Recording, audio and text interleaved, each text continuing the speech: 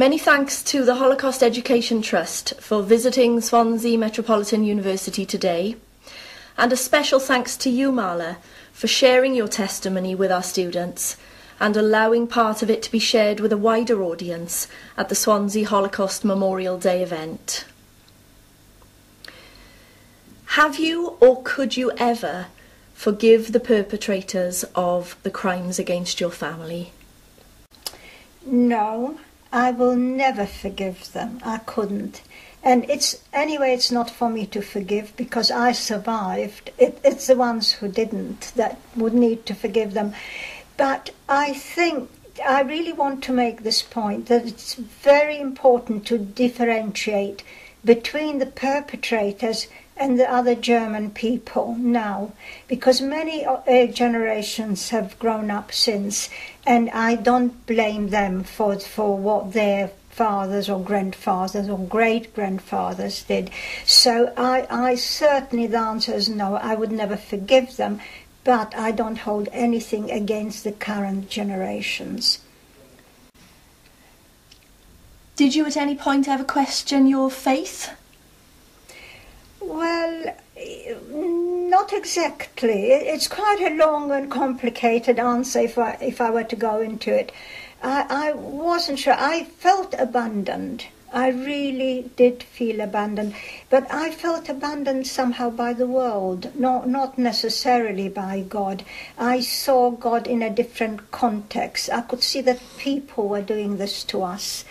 And I don't know, but I haven't lost my faith because of it. I'm still very conscious of my religion. I may not practice it to the full extent like some people do, but I am very aware of my religion, and I am, it is very important to me. The Jewish people as a people are very important to me. We're talking in the context of a people and not just religion on itself and to what extent it's practiced. Mm. Do you feel guilt for surviving when others didn't? Well, actually, I do. I tend to have a guilt complex, not only about that, but, things I do, if I don't do something quite perfectly. I don't mean so much, but in the sense of maybe hurting someone by saying the wrong thing or something. It could be quite trivial even, and yet it worries me. I like to get things right, but I do. I seem to have a sort of guilt that I suffer from, and I can't actually blame myself for surviving or for my parents not surviving, but I do tend to suffer from a guilt complex for some reason.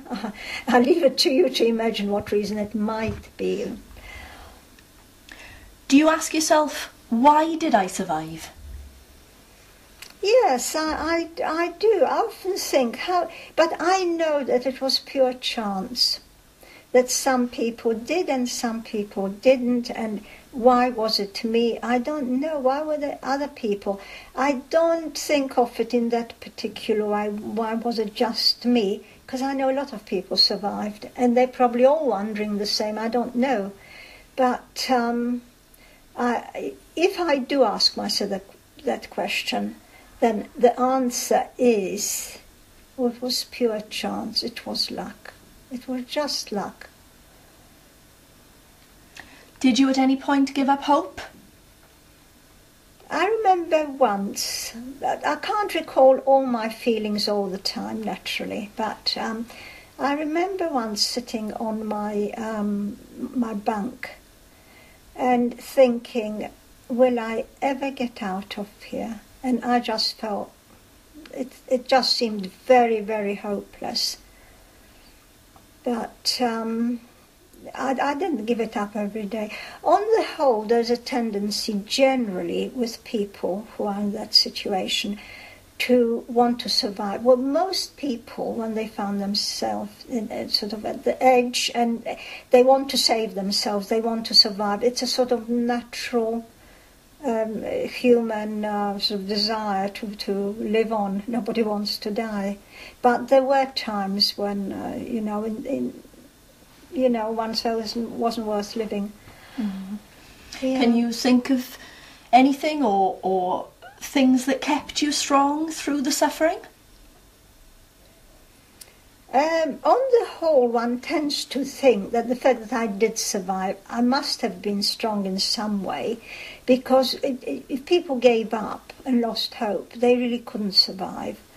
So I think that I had some sort of inner strength that kept me going, but I don't quite know how to describe it. I mean, maybe the description is in itself in the fact that I'm here. So there must have been something, but I couldn't really tell you what it was that kept me going, but I kept going. It's like if you're at sea drowning, you keep on moving your arms, you may just get to the shore, and if you stop moving them, you don't, so you just keep going.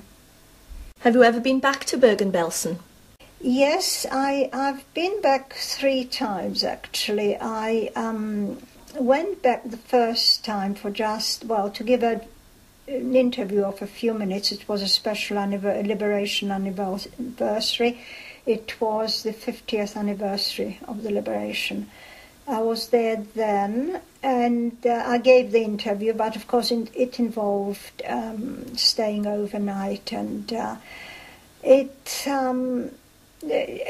wasn't easy. It was painful, and it did bring it back. But I felt that, well, it needed to be done, and since I was asked to do it, I did. I've been back again on another occasion. It was also a special occasion.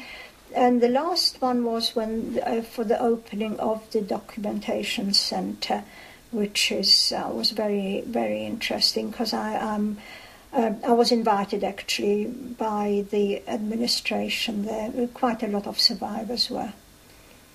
Mm. What would you say are the main reasons for having this annual Holocaust Memorial Day event?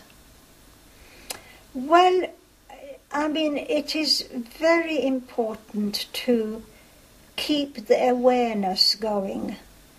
And it's now sort of receding into history. It's a long time since the Second World War, and how are we going to keep alive the memory of all that happened?